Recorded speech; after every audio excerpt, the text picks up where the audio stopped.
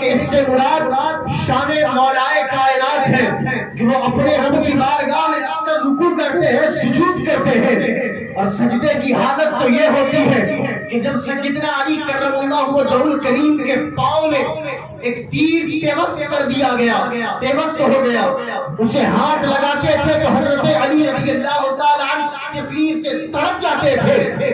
لوگوں نے مشورہ کیا کہ تیر نکالنا بھی ہے اور ایسے نکالنا ہے کہ علی کو تکلیف بھی نہ ہو، اگر اس میں ہاتھ لگاتے ہیں تو علی درد سے کرا اٹھتے ہیں، تکلیف سے چیخ پڑتے ہیں، آخر ایسے کسی وقت کا تعین کیا جائے کہ تیر بھی نکل جائے، علی کو تکلیف بھی نہ ہو۔ مشورہ ہوا تو مشورے میں یہ بات روز روشن کی طرح آیا ہوئی کہ حضرت سیدنا علی کرم اللہ وجہہ الکریم، جسے دنیا کا ہر مسلمان بچہ مولائے کائنات کے نام سے جانتا ہے، لوگوں نے مشورہ کیا کہ علی کی نماز کا انتظار کیا جائے، جب علی نماز کے لیے اپنے رب کی بارگاہ میں کھڑے ہو جائیں، جب اس کی بارگاہ میں جھکنے لگ جائے تو ان کے جسم سے تیر کو نکال دو، علی کو احساس بھی نہ ہوگا، کیونکہ لوگوں کو پتا تھا کہ علی رضی اللہ تعالی عنہ، ایک مرتبہ حضرت علی سے کسی نے پوچھا تھا، اے علی کیا آپ نے خدا کو کبھی دیکھا ہے؟ حضرت علی نے فرمایا کہ علی اس وقت تک سجدے سے سر کو نہیں اٹھاتا جب تک اپنے خدا کا دیدار نہ کر لیتا ہو۔ جو دیدار خدا میں منہمک اور مصروف ہو جائے اس کے جسم سے تیر نکالو محسوس نہیں ہوگا۔ حضرت علی نماز کے لیے کھڑے ہوئے، ادھر علی کی نماز بھی چلتی رہی، ادھر جسم سے تیر کو نکال دیا گیا، کسی حضرت علی کو پتہ بھی نہ چلا، بعد میں دیکھا کہ تیر نکل چکا ہے، پتہ یہ چلا کہ قرآن کی ایک آیت کریمہ حضرت ابو بکر صدیق کے فیضان کا تذکرہ بھی کرتی ہے، عمر فاروق کی شان بھی بیان کرتی ہے، شان عثمان ذوالنورین کا تذکرہ بھی کرتی ہے، شان مولائے کائنات کا بھی تذکرہ کرتی ہے، اور نتیجہ یہاں سے یہ اخذ ہوتا ہے کہ یہ چاروں مصطفیٰ کے غلام ہیں، ان میں سے کوئی ایک کا تذکرہ کرے اور دوسروں سے بغض و عناد رکھے، مطلب یہ ہے کہ قرآن تو پڑھتا ہے، قرآن کا فیضان اس میں جاری نہیں ہوا۔ جو سچا قرآن کا پڑھنے والا، جو سچا مصطفیٰ کا شیدائی اور جو سچا علم بردار مصطفیٰ ہوگا، جو سچا دین مصطفیٰ کا سپاہی ہوگا، جو قرآن کریم کی تلاوت اور اس پر عمل کرنے کا فن رکھتا ہوگا، خدا کی عزت و جلال کی قسم اس کے دل میں صرف ایک صحابی کی محبت نہیں ہوگی، وہ ابو بکر سے بھی پیار کرے گا، عمر سے بھی پیار کرے گا، عثمان سے بھی پیار کرے گا، علی سے بھی پیار کرے گا، صحابہ سے بھی پیار کرنے والا ہوگا، اہل بیت کی محبت کا دم بھرنے والا۔ اہل سنت و جماعت ہم اہل بیت سے بھی محبت کرتے ہیں، صحابہ سے بھی پیار کرتے ہیں، ہم نہ انہیں چھوڑ سکتے ہیں نہ انہیں چھوڑ سکتے ہیں، وجہ صرف اتنی ہے کہ دونوں کو نسبت بارگاہ مصطفیٰ سے ہے، ایک کا رشتہ بلڈ سے ہے، ایک کا رشتہ جسم میں بہنے والے خون سے ہے، اور ایک کا رشتہ مصطفیٰ کریم علیہ السلام کی تربیت سے ہے، جنہیں مصطفیٰ نے تربیت کر کے، جن کی تربیت فرما کر کسی کو صداقت کا بادشاہ بنایا، کسی کو عدالت کی تاجداری عطا فرمائی، کسی کو حیاداری کا علم بردار بنایا، اور کسی کو مولائے کائنات بنایا، تو یہ سب مصطفیٰ کی بارگاہ میں تربیت یافتہ ہے۔ ہم ان سے بھی پیار کرتے ہیں، ان سے بھی پیار کرتے ہیں، کیونکہ انہیں نے مصطفیٰ کو تھاما ہے، نہ مصطفیٰ نے انہیں چھوڑا، نہ مصطفیٰ نے انہیں چھوڑا ہے، جنہیں مصطفیٰ نے سینے سے لگایا ہے ہم انہیں اپنے دل کے اندر رکھا کرتے ہیں، اور یہی زندگی کی معراج، اور اسی میں اس دنیا کی بھی کامیابی اور آخرت کی بھی کامیابی مصبر ہے اور پنہا ہے۔ اللہ کریم ہمارے دلوں میں اہل بیت اطہار رضوان اللہ علیہم اجمعین اور صحابہ کرام رضوان اللہ علیہم اجمعین کی سچی محبت عطا فرمائے۔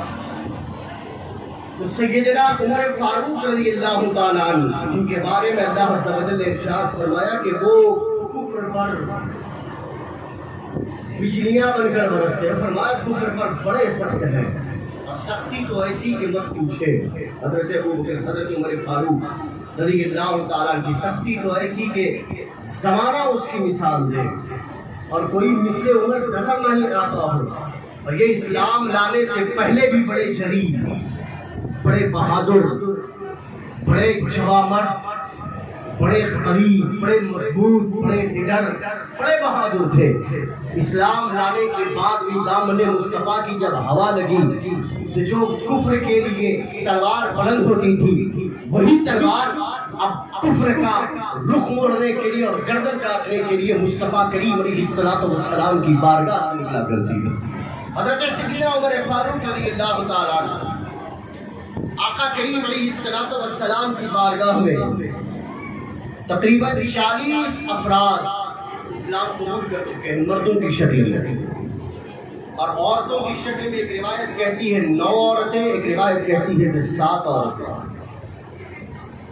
40 افراد مصطفیٰ کریم علیہ السلام کی بارگاہ میں دامن مصطفیٰ سے وابستہ ہو چکے، اسلام کی شمع جن کے دلوں میں پہنچ چکی، جنہیں رب تبارک و تعالیٰ نے ہدایت کی ڈگر عطا فرما دی۔ ایک دن آقا کریم علیہ السلام نے اپنے رب کی بارگاہ میں دعا فرمائی، اللہم اعز الاسلام بعمر بن الخطاب او بعمر بن الہشام۔ دعا فرمائی مولا کریم اسلام کو تقویت عطا فرما، اسلام کو مضبوطی عطا فرما، اسلام کو جلا عطا فرما، اسلام کو اور پاور عطا فرما، عمر ابن خطاب رضی اللہ تعالیٰ عنہ کے ذریعے یا عمر ابن ہشام کے ذریعے۔ عمر ابن خطاب جنہیں ہم اور آپ جانتے ہیں جو خلیفہ مصطفیٰ ہے، اور عمر ابن ہشام جس کا دنیا میں مشہور نام ابو جہل ہے، اس کا نام عمر ابن ہشام۔ آقا کریم علیہ السلام نے دو میں سے کسی ایک کے لیے دعا فرمائی مولا انہیں اسے دے دے یا اسے دے دے، اسے مصطفیٰ کریم علیہ السلام کی ہوا کھانے کا موقع دے دے یا اسے دامن مصطفیٰ سے سیراب ہونے کا موقع دے دے۔ رب تبارک و تعالیٰ کی ہدایت، اللہ تبارک و تعالیٰ کی نظر رحمت مصطفیٰ کریم علیہ السلام کی دعاؤں کا ثمرہ بن کر، آقا کریم علیہ السلام کی دعاؤں کا نتیجہ بن کر حضرت سیدنا عمر ابن خطاب رضی اللہ تعالیٰ عنہ کے حق میں مقبول ہوئی۔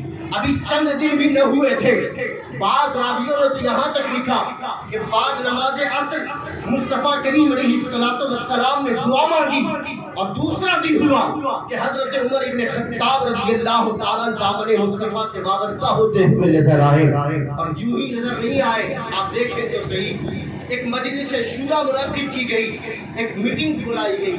میٹنگ میں کفر کے بڑے بڑے بہادر، کفر کے بڑے بڑے ہیروز، وہ اپنے وقت کے جو ہیروز اپنے آپ کو تصور کرتے تھے، وہ تمام لوگ موجود ہیں۔ اب اس میں یہ بات ہو رہی ہے کہ محمد ابن عبداللہ لوگوں کے درمیان نئے دین کی تبلیغ فرما رہے ہیں۔ وہ جن کے سامنے سناتے ہیں لوگ انہی کی سنتے ہیں، جو انہیں دیکھتا ہے پھر وہ کسی اور کو دیکھنے کی طرف اور تمنا نہیں رکھتا، جو انہیں سنتا ہے وہ کسی اور کو نہیں سنتا۔ ایسا کیا جائے کہ اسلام کی تبلیغ کو روکا جائے، اسلام کی شمع کو بجھایا جائے۔ آخر ترکیبیں سوچی گئی، الگ الگ مشورہ دینے والوں نے الگ الگ اور مختلف ترکیبیں پیش کی۔ اتنے میں کسی نے کہا ایسا کیا جائے کہ کیوں نہ ہم محمد ابن عبداللہ کا سر قلم کر دیں، ہم انہیں اس دنیا سے ہی اٹھا لیں، ہم ان کی موت کے پیاسے بن جائیں، ہم ان کے جسم سے ان کی روح کو جدا کر دیں، یعنی ہم انہیں قتل کر دیں۔ جب وہ قتل ہو جائیں گے تو پھر ان کے غلاموں کی ہمت پست ہوگی، پھر کسی کی ہمت نہیں ہوگی کہ تبلیغ اسلام کے لیے آگے آئے۔ دیکھتے دیکھتے مکہ کے بڑے بڑے اچھے لوگ 40 کی تعداد میں ان کی دامن کی ہوا کھا رہے ہیں، چلو ان کا کام تمام کر دیا جائے۔ یہ مشورہ ہوا، مشورے میں کسی نے کہا کہ آخر محمد ابن عبداللہ کو قتل کرنا ہے تو قتل کون کرے؟ کس کے اندر اتنی جرأت اور ہمت کہ ان کے سامنے تلوار لے کر جائے اور انہیں قتل کرے؟ حضرت عمر ابن خطاب کھڑے ہوئے۔ ابھی عمر ابن خطاب تھے، عمر ابن خطاب کے نام سے پہلے حضرت نہیں لگایا جا رہا تھا، ابھی عمر فقط عمر تھے، عمر کے نام کے آگے فاروق نہیں لگایا جا رہا تھا، ابھی عمر فقط عمر ابن خطاب تھے، عمر ابن خطاب کے نام کے آگے رضی اللہ تعالیٰ عنہ نہیں لگایا جا رہا تھا، کیونکہ مصطفیٰ کے دامن کی ہوا سے ابھی محروم تھے۔ حضرت عمر اپنی جگہ سے کھڑے ہوئے، کہا کہ میری تلوار ہوگی محمد ابن عبداللہ کا سر ہوگا، میں اپنی تلوار سے ان کے سر کو ان کے تن سے جدا کر دوں گا۔ حضرت عمر ابن خطاب اپنی تلوار کو نیام سے باہر نکالتے ہیں، مجلس شورا سے باہر نکلے اور چلے سینے کو تانتے ہوئے، چہرے کا تیور بدلتے ہوئے، ان کے بال بکھرے بکھرے، ہاتھوں میں ننگی تلوار کہ آج محمد ابن عبداللہ کا سر تن سے جدا کرنا ہے۔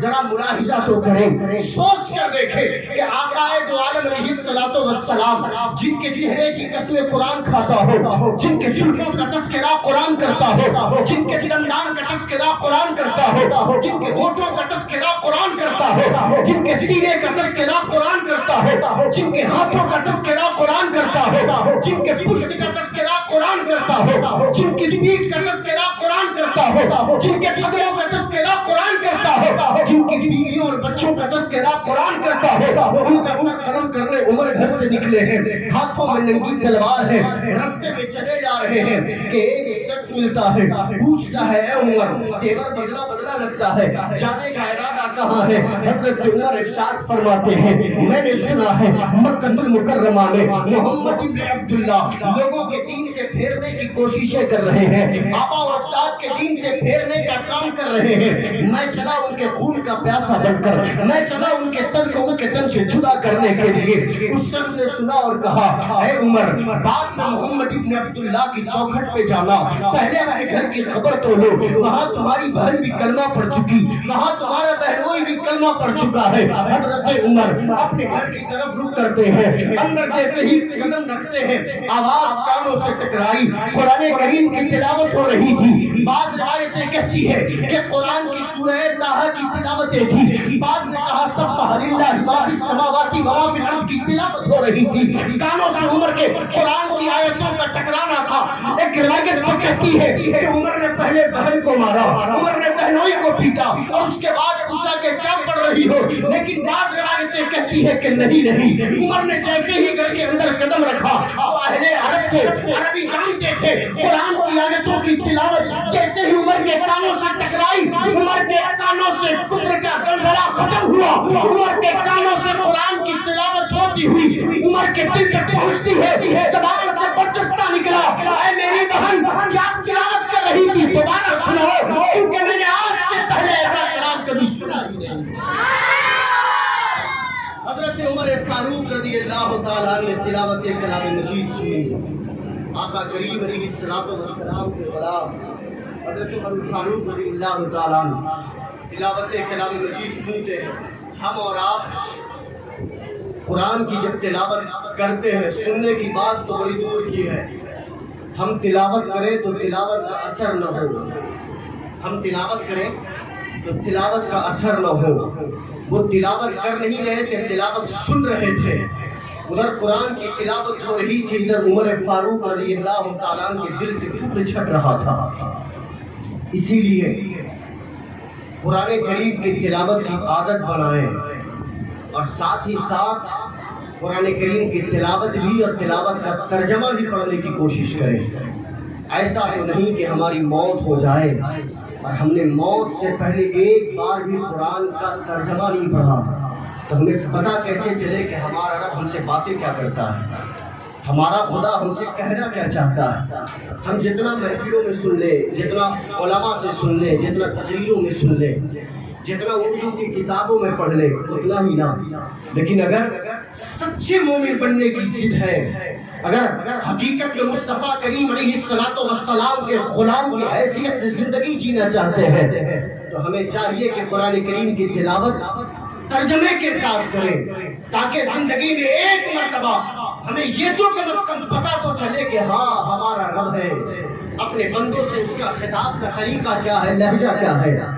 ہم نے دیکھا 60 سال کی عمر ہے، 70 سال کی عمر گزر چکی، انہوں نے اپنی زندگی موویز دیکھنے میں گزار دی، گھر میں بیٹھ کر سیریل دیکھنے میں اپنے وقت کو برباد کرتے نظر آئے.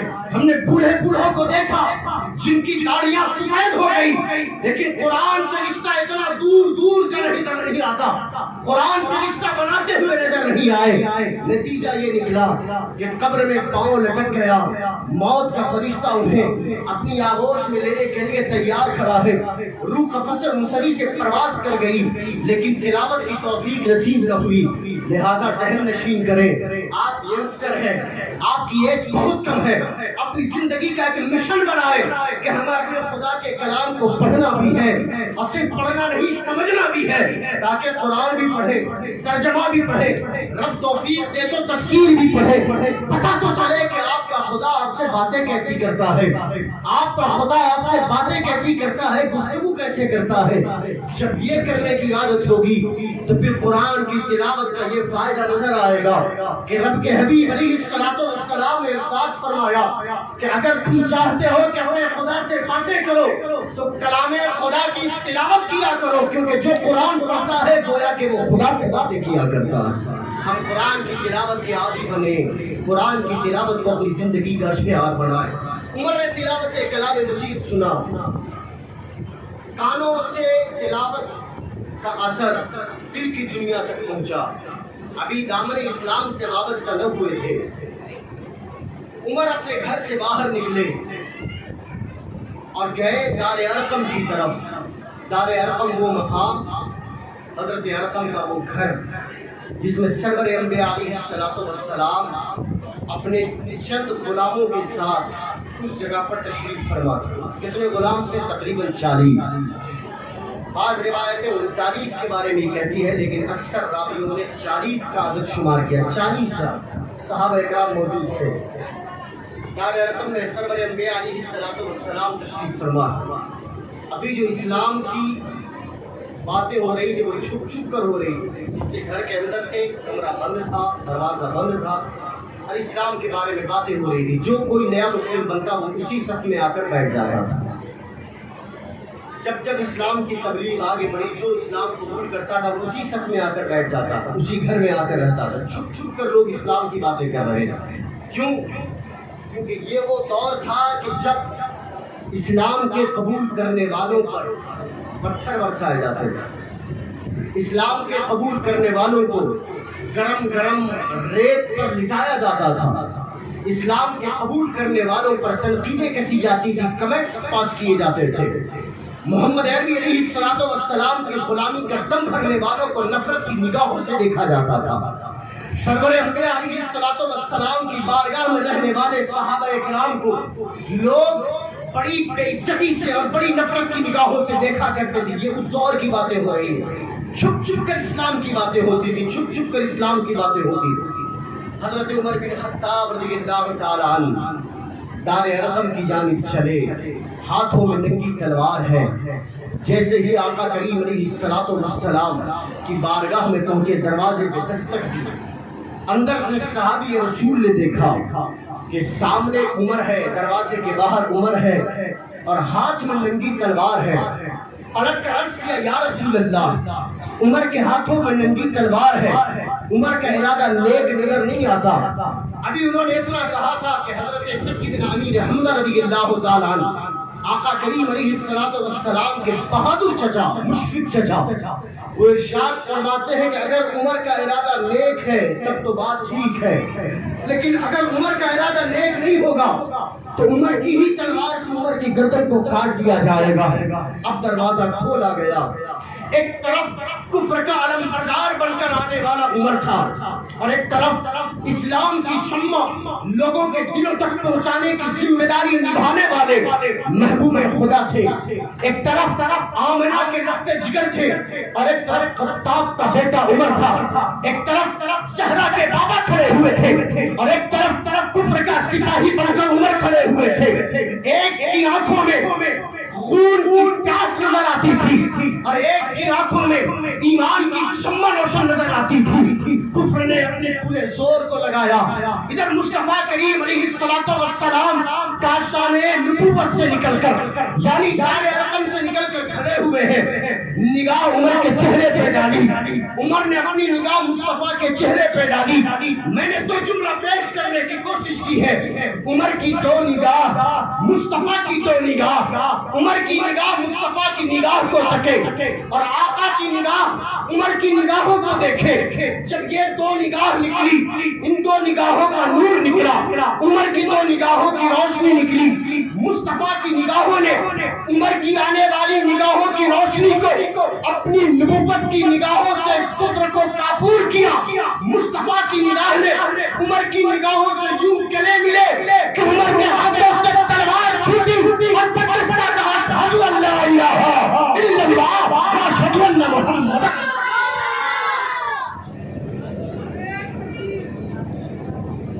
उमर फारूक रज़ियल्लाहु ताला सामने कुफ्र के नंबरदार बनकर आए थे ना, हाथों में नंगी तलवार थी, कत्ले मुस्तफा का नापाक इरादा लेकर आए थे। लेकिन जब आए, निगाहे मुस्तफा से उमर की निगाह क्या मिली। आका करीम अलैहिस्सलातु वस्सलाम ने उमर की निगाहों में अपनी नबुव्वत की निगाहों का असर पहुंचाया। फैज़े मुस्तफा जब निगाहों तक पहुंचा तो आंखों से कुफ्र पारा पारा हुआ, और वही फैज़े मुस्तफा जब आंखों से होता हुआ उमर के दिल तक पहुंचा तो दिल के अंदर जो कुफ्र की नदियां बह रही थी, मुस्तफा की निगाहों के असर से उमर फारूक रज़ियल्लाहु ताला अन्हु के दिलों के अंदर कुफ्र जो था, उस कुफ्र को पारा पारा करती नजर आई। और फिर उमर बरजस्ता कहते, अशहदु अल्ला इलाहा इल्लल्लाह व अशहदु अन्ना मुहम्मदन अब्दुहु व रसूलुहु। ये हजरत उमर फारूक रज़ियल्लाहु ताला अन्हु दामन इस्लाम से वाबस्ता हुए, और उसके बाद हजरत उमर फारूक रज़ियल्लाहु ताला अन्हु ने मुस्तफ़ा करीम अलैहिस्सलातु वस्सलाम की बारगाह में अर्ज़ किया, या रसूल अल्लाह, क्या हम हक पर हैं? क्या हम हक पर हैं? आका ने इरशाद फरमाया, हाँ यकीनन हम हक पर हैं। तब हजरत उमर फारूक अर्ज़ करते हैं, आका जब हम हक पर हैं तो ये छुप छुप कर इस्लाम की तबलीग क्यों? जब हम हक पर हैं तो ये छुप छुप कर इस्लाम की बातें क्यों? अब तो इस्लाम की बातों के लिए मैदान में आना होगा। फिर हजरत सय्यदना उमर फारूक रज़ियल्लाहु ताला अन्हु खाने काबा के करीब गए और लोगों के दरमियान ऐलान फरमाया कि लोगों सुनो, उमर ने मुस्तफा का कलमा पढ़ लिया है। अगर कोई चाहता है कि अपने बच्चों को यतीमी की शक्ल में देखे तो उमर की तलवार का मुकाबला करने के लिए सामने आ। उमर फारूक रज़ियल्लाहु ताला अन्हु इस्लाम का, रावियों ने लिखा कि इस्लाम का जो पहला नारा बुलंद आवाज से लगा था, वो हजरत उमर फारूक रज़ियल्लाहु ताला अन्हु के इस्लाम कबूल करने के बाद लगा था। पहला नारा। आका करीम अलैहिस्सलातु वस्सलाम की बारगाह से उमर वाबस्ता हो गए, दामन मुस्तफ़ा से वाबस्ता हुए। हजरत जिब्रील अमीन हुजूर की बारगाह में आए, अर्ज़ किया, या रसूल अल्लाह सल्लल्लाहु अलैहि वसल्लम अल्लाहु यसल्लिमु अलैक, ऐ मेरे हबीब, अल्लाह ने आप पर सलामती नाज़िल फरमाई है।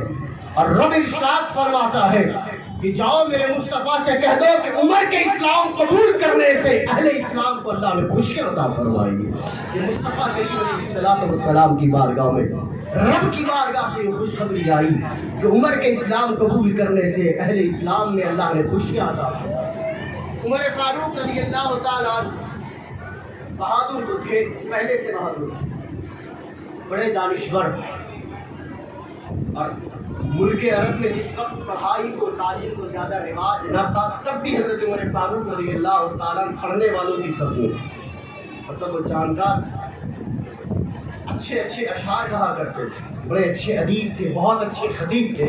हज़रत उमर फारूक रज़ियल्लाहु ताला बहादुर, और इतने बहादुर थे हज़रत उमर फारूक रज़ियल्लाहु ताला इस कदर बहादुर थे कि हिजरत के वक्त जब सरवर अंबिया अलैहिस्सलातु वस्सलाम के साथ हज़रत अबू बकर सिद्दीक़ रात की तन्हाई में निकले, पांच सहाबा इकराम रात की तन्हाइयों में निकले, छुप छुप कर निकले। लेकिन उमर फारूक रज़ियल्लाहु ताला अन्हु जब हिजरत करने की बारी आई तो उमर अकेले नहीं गए, तन्हा नहीं गए, छुप के नहीं गए। उमर फारूक रज़ियल्लाहु ताला अन्हु बरमला खाने काबा के करीब आए, क्योंकि वही मरकजी हैसियत रखने वाला मकाम था। وہ لوگ وہیں پہ جمع ہوتے تھے. حضرت عمر فاروق رضی اللہ تعالیٰ عنہ وہاں پہ آئے, ہاتھوں میں ننگی تلوار, اور لوگوں سے برجستہ کہا کہ لوگوں, مصطفیٰ کریم علیہ السلام کے نقش قدم پر چل کر عمر مکہ چھوڑ کر مدینے کی جانب رخصت ہو رہا ہے. کسی کے اندر اگر مجال ہے تو عمر کا رستہ روکنے کی کوشش کرے. اگر کوئی چاہتا ہے کہ اپنے بیوی کو بیوہ کی صورت میں دیکھے تو عمر کے سامنے آئے اور تلوار سے مقابلہ کرنے کی جرأت. عمر فاروق رضی اللہ تعالیٰ اتنے قوی, اتنے بہادر اور اس قدر چڑی شخصیت کا نام عمر فاروق رضی اللہ تعالیٰ عنہ ہے کہ سرور انبیاء علیہ السلام اسلام کی تبلیغ, اسلام کے ارشاد کا جب معاملہ آتا, حضرت عمر فاروق رضی اللہ تعالیٰ جس رستے سے چلتے تو مصطفیٰ کریم علیہ السلام کا فرمان آبیشار عمر وہ ہے کہ جس رستے سے شیطان اپنے رستے کو بدل دیا کرتا.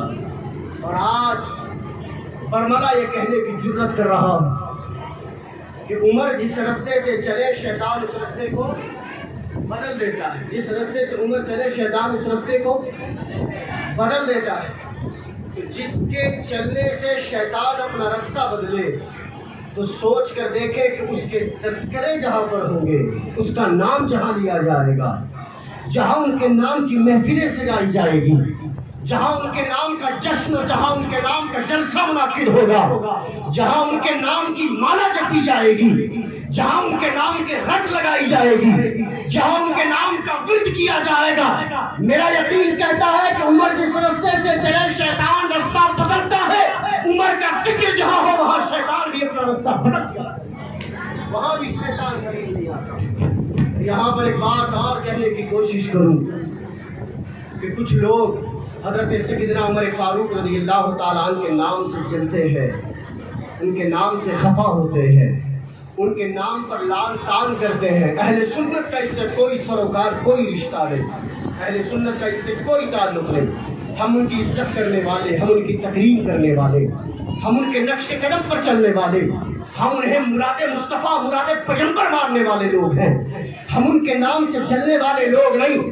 لیکن جو چلتے ہیں ان کے لیے کہہ رہا ہوں کہ جس طرح عمر کے نام سے شیطان عمر کے چلنے سے شیطان اپنا رستہ بدلتا ہے, پتہ یہ چلا کہ جو لوگ عمر کے نام سے چلتے ہیں وہ کوئی انسان نہیں بلکہ انسان کے روپ میں شیطانی کام کر رہے ہیں. کیونکہ مصطفیٰ نے کہا عمر جس رستے سے چلتا ہے شیطان اس رستے کو بدل دیا کرتا ہے. عمر کے نام سے خوش ہونے والے لوگ اہل سنت و جماعت کے لوگ ہیں. عمر کے نام سے چلنے والے لوگوں کا نام اہل سنت کا نام نہیں دیا جا سکتا. وہ اہل سنت کے فرق ہرگز نہیں ہو سکتے. اہل سنت کا جو ماننے والا ہوگا, جو اہل سنت کا وفادار اور پیروکار ہوگا, یقین جانیے اس کے دل میں مصطفیٰ کریم کے تمام جانثاروں کی محبت کا سیلاب امڑ رہا ہوگا. جبھی تو مصطفیٰ کریم علیہ السلام نے ارشاد فرمایا الصحابی کالنجوم بأیہم اقتدیتم اہتدیتم, میرے صحابہ ستاروں کی مانند ہیں, ان میں سے تم جس کی پیروی کرو اللہ کریم تمہیں ہدایت کی منزلیں عطا فرمائے گا. حضرت عمر فاروق رضی اللہ تعالیٰ جب آقا کریم علیہ السلام کے پردہ فرمانے کے بعد حضرت سیدنا ابو بکر صدیق رضی اللہ تعالیٰ عنہ خلیفہ مقرر ہوئے. حضرت سیدنا ابو بکر صدیق رضی اللہ تعالیٰ عنہ کے بعد حضرت سیدنا عمر فاروق رضی اللہ تعالیٰ عنہ کی خلافت کا دور آیا. آپ نے ایک سے بڑھ کر ایک واقعات حضرت عمر فاروق رضی اللہ تعالیٰ عنہ کی زندگی کے سماعت کیے ہوں گے. میں ایک بات کہنے کی کوشش کر رہا ہوں. حضرت عمر فاروق رضی اللہ تعالیٰ عنہ, ان کے پاس کہیں سے عطر آ گیا, خوشبو آئی. حضرت عمر فاروق رضی اللہ تعالیٰ عنہ کا یہ معاملہ تھا کہ مال غنیمت سے جو چیز حاصل ہوتی اسے تمام لوگوں میں تقسیم کیا کرتے. کہیں سے خوشبو آ گئی, اسے تقسیم کروانے کا معاملہ آیا تو اپنی اہلیہ سے کہتے ہیں, اپنی زوجہ سے, کہ میں نے ایک عورت کو مقرر کیا ہے جو ان خوشبوؤں کو لوگوں کے درمیان تقسیم کر دے. بات سمجھ رہے آپ؟ حضرت عمر فاروق اپنی زوجہ سے کہتے ہیں کہ میں نے ایک عورت کو مقرر کیا ہے کہ جو ان خوشبو کو تمام لوگوں میں تقسیم فرما دے. ان کی اہلیہ نے کہا کہ جب میں گھر میں موجود تھی تو کسی اور کو تقسیم کرنے کے لیے کیوں آپ نے آمادہ کیا، کسی کو اور کیوں حائل کیا؟ حضرت عمر فاروق رضی اللہ تعالیٰ نے ارشاد فرمایا کہ اس معاملے کو تم نہیں سمجھو گی، میں نے کسی کو تقسیم کرنے کے لیے رکھا ہے تو وہی تقسیم کرے گی، تم ہاتھ نہ لگانا۔ اب ان کی زوجہ تھی، بار بار ضد کرنے لگی کہ معاملہ کیا ہے؟ آخر جب میں تقسیم کر سکتی تھی، گھر میں ایک عورت موجود ہے، تو پھر تقسیم کرنے کے لیے کسی دوسری عورت کو ذمہ داری دینے کی کیا وجہ بن سکتی ہے؟ سوال ذہن میں اٹھا۔ حضرت عمر فاروق رضی اللہ تعالیٰ نے جو جواب دیا وہ سماعت کریں۔ حضرت عمر فاروق عرض کرتے ہیں کہ میں چاہتا تو تمہارے ذریعے بھی تقسیم کروا دیتا، لیکن اگر تم تقسیم کرو گی تو تقسیم کرتے وقت ہو سکتا ہے کہ عطر خوشبو تمہارے کپڑے میں لگ جائے، تمہارے جسم میں لگ جائے، جس برتن کو تم استعمال کرو اس برتن میں لگ جائے، اور پھر وہ کپڑا تمہارے استعمال میں ہو، وہ جسم تمہارے استعمال کا، وہ برتن تمہارے استعمال کا۔ عمر فرماتے ہیں کہ عمر کو یہ گوارا نہ ہوا کہ کل اگر خدا مجھ سے پوچھے کہ عمر تو نے بندوں کے درمیان خوشبوؤں کو تقسیم کرانا تھا تو تو نے اپنی بیوی کے کپڑے میں بھی عطر لگنے دیا، اپنی بیوی کے لباس میں، اپنی بیوی کے جسم میں، اپنی بیوی کے برتن میں لگنے دیا۔ عمر اس سوال کے جواب دینے کی ہمت نہیں رکھتا، اس لیے عمر نے تم سے نہیں بلکہ کسی اور سے اس کام کی ذمہ داری کا وعدہ فرمایا۔ سوچے تو صحیح کہ معاملہ کیا ہے۔ عمر فاروق رضی اللہ تعالیٰ اس قدر عدل و انصاف کی علم برداری کرتے ہوئے نظر آتے ہیں کہ تاریخ میں ایسا وصف دینے والی اور ایسی شخصیت کا دوبارہ نظارہ سامنے نہیں آتا کہ حضرت عمر فاروق رضی اللہ تعالیٰ نے ایک یہودی اور ایک مسلمان کے درمیان کسی معاملے میں آپس میں تنازع پیدا ہو گیا، زمین کا کوئی معاملہ تھا، تو وہ چلے مصطفیٰ کریم علیہ السلام کی بارگاہ میں، آقا کریم علیہ السلام سے اس کا فیصلہ کروائے۔ جب وہاں پہنچے تو حضرت نبی کونین علیہ السلام نے دونوں کے معاملے کو سنا اور فیصلہ یہودی کے حق میں کر دیا، یہودی کے فیور میں فیصلہ کر دیا۔ وہ دونوں واپس وہاں سے نکلے تو یہودی تو خوش تھا کیونکہ اس کے فیور میں فیصلہ ہوا تھا، جو مسلمانوں کے بھیس میں منافق تھا اسے تکلیف ہوئی کہ فیصلہ میرے فیور میں نہیں ہوا۔ اس نے کہا کہ ایسا کرتے ہیں کہ چلے اس کا فیصلہ حضرت عمر سے کرواتے ہیں، یہ حضور کی زندگی کی بات ہے، ظاہری زندگی کی بات۔ اب وہ دونوں چلے حضرت عمر کی بارگاہ میں۔ حضرت عمر نے پوچھا کیا معاملہ ہے، دونوں نے اپنے معاملے کو پیش کیا۔ حضرت عمر ابھی فیصلہ کرنے والے تھے کہ یہودی نے کہا اے عمر فیصلہ کرنے سے پہلے میری ان باتوں کو سنو۔ پوچھا کیا؟ کہا کہ اس معاملے کو ہم نے تمہارے نبی کی بارگاہ میں بھی پیش کیا تھا۔ پوچھا آقا کی بارگاہ میں؟ کہا ہاں۔ تو آقا نے کیا کہا؟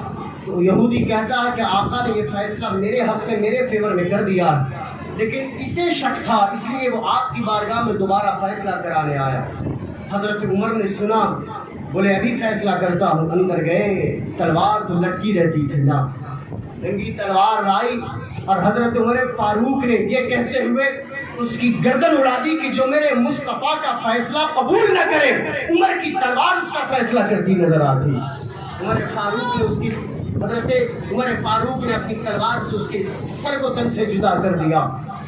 پورے مدینہ المنورہ میں یہ شور آ گیا، یہ شور ہوا کہ آخر عمر نے ایک مسلمان کو قتل کر دیا، مسلمان کو شہید کر دیا، یہ غلط بات ہے، مسلمان کو مار دیا۔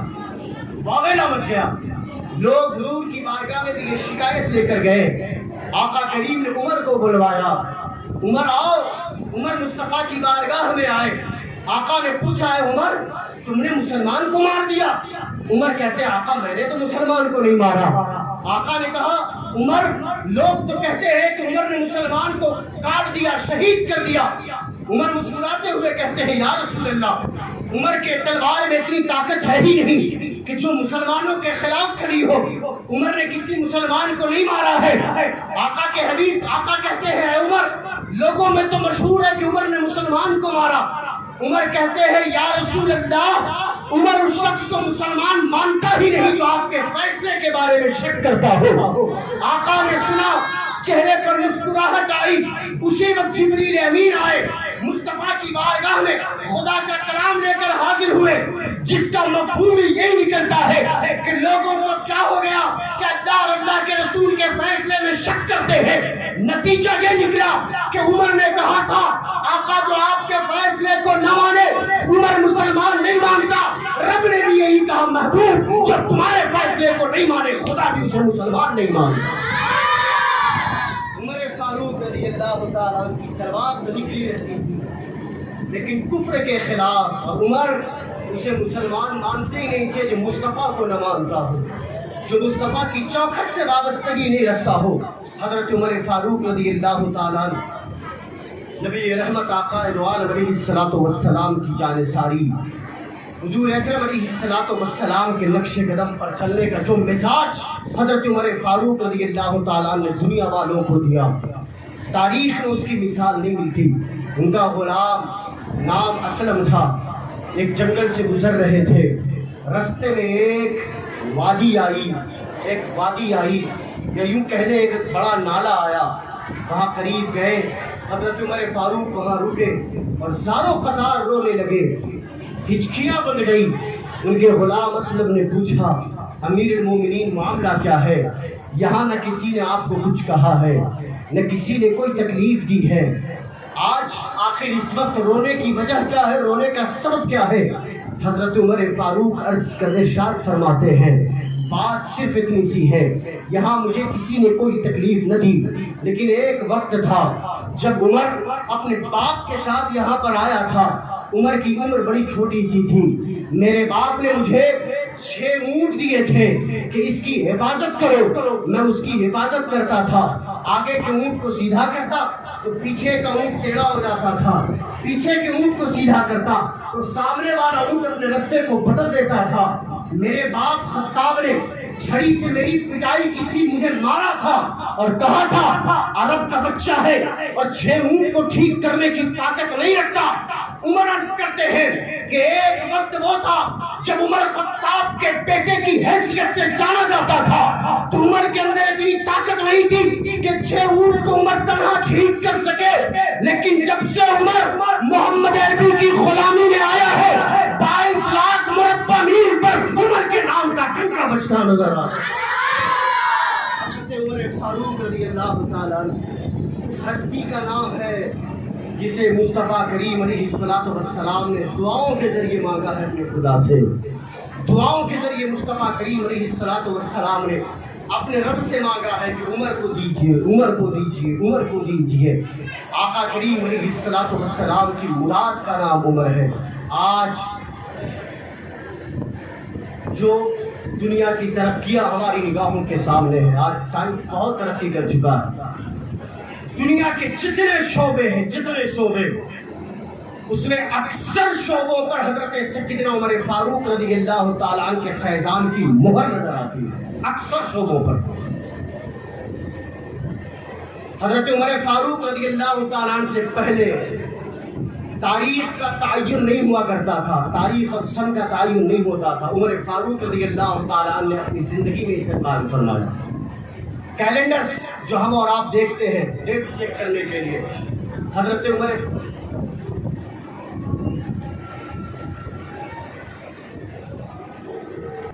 اللهم صل على سيدنا وسندنا وشفيعنا وحبيبنا ومولانا محمد وعلى آله وصحبه وبارك وسلم. صلاة وسلام عليك يا رسول الله صلاة وسلام عليك يا حبيب الله صلی اللہ تعالی علیہ وسلم. 2-4 منٹ اور. آج دنیا ترقی یافتہ ہو چکی ہے. بہت ساری چیزیں بہت ساری فیسلٹیز ہمارا اپنی نگاہوں سے دیکھتے ہیں لیکن اس کا صحرا اگر کسی کے سر جاتا ہے تو وہ ذات سیدنا عمر فاروق کی. حضرت عمر فاروق رضی اللہ تعالیٰ عنہ کیلنڈرز کا انعقاد حضرت عمر فاروق رضی اللہ تعالیٰ عنہ کی زندگی میں ہوا. انہوں نے قائم کروایا. پولیس فوجی جو ہوتی ہے فوج اس فوجی چھاؤنی کا اہتمام حضرت عمر فاروق رضی اللہ تعالیٰ عنہ کی زندگی میں ہوا. جگہ جگہ مختلف شہروں میں مکانات کی تعمیرات لوگوں کے رکنے کے لیے ٹھہرنے کے لیے آرام کرنے کے لیے حضرت عمر فاروق رضی اللہ تعالیٰ نے قائم فرمایا. مکہ المکرمہ سے لے کر مدینہ المنورہ تک تقریباً اس پورے رستے میں حضرت عمر فاروق رضی اللہ تعالیٰ مختلف جگہوں پر جگہ جگہ پر رستے بھر میں مکانات تعمیر کروائے تاکہ آنے جانے والے مسافرین کے ٹھہرنے کا انتظام کیا جا سکے، نہریں کھدوائی تاکہ لوگوں کے پانی کا انتظام ہو، پانی کی پرابلم کبھی نہ ہو۔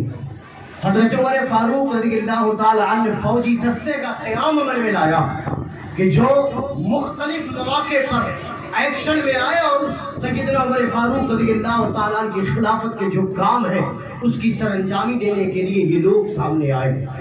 حضرت عمر فاروق رضی اللہ تعالیٰ عنہ کہ جن کی زندگی میں مدرسوں کا قیام عمل میں آیا، جن کی زندگی میں تعلیم کے لیے باضابطہ نظام جو قائم کیا وہ حضرت عمر فاروق رضی اللہ تعالیٰ عنہ کی زندگی کا کارنامہ، مدرسین کی، معلمین کی تنخواہوں کا تعین حضرت عمر فاروق رضی اللہ تعالیٰ عنہ کی زندگی میں ہوا، مساجد کے ائمہ کی تنخواہوں کا تعین حضرت عمر فاروق رضی اللہ تعالیٰ عنہ کی زندگی میں ہوا، کانسٹیبل لوگوں کی پہرے داری کے لیے جو نظام عمل میں لایا، راتوں میں جاگ جاگ کر لوگوں کے علاقوں کی پہرے داری کرنے کا نظام حضرت عمر فاروق رضی اللہ تعالیٰ عنہ کی زندگی میں ہوا، جو بچے اپنے ماں باپ سے بچھڑ جائے اور جن کا کوئی پوچھنے والا نہ ہو، پرسان حال نہ ہو، حضرت عمر فاروق رضی اللہ تعالیٰ عنہ کی زندگی میں گمشدہ بچوں کا انتظام، ان کی پرورش اور ان کی تعلیم کا پورا انتظام سیدنا عمر فاروق رضی اللہ تعالیٰ عنہ نے کروایا۔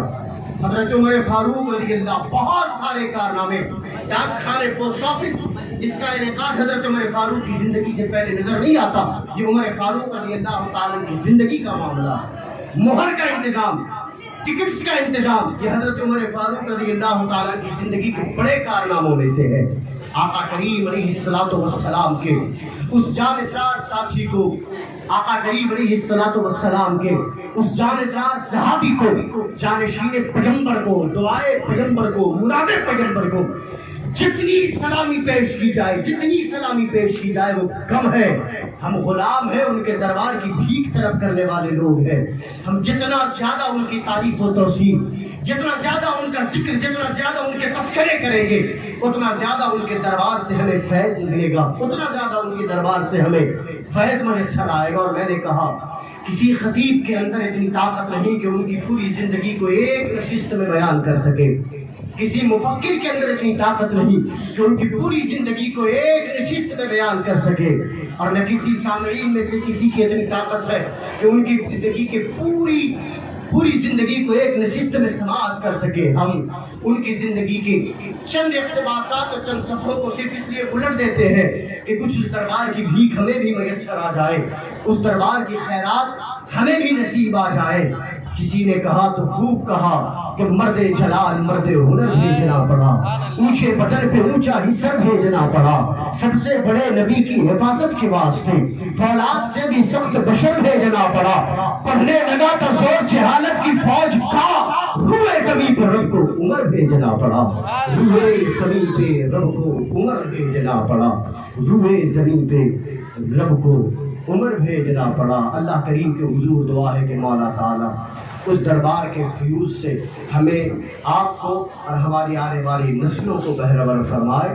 آقا کریم علیہ الصلوۃ والسلام کے سچے جانشینوں کی ہمیں زندگیاں پڑھنے اور اس سے فیض حاصل کرنے کی رب تبارک و تعالی ہمیں توفیق عطا فرمائے، آمین۔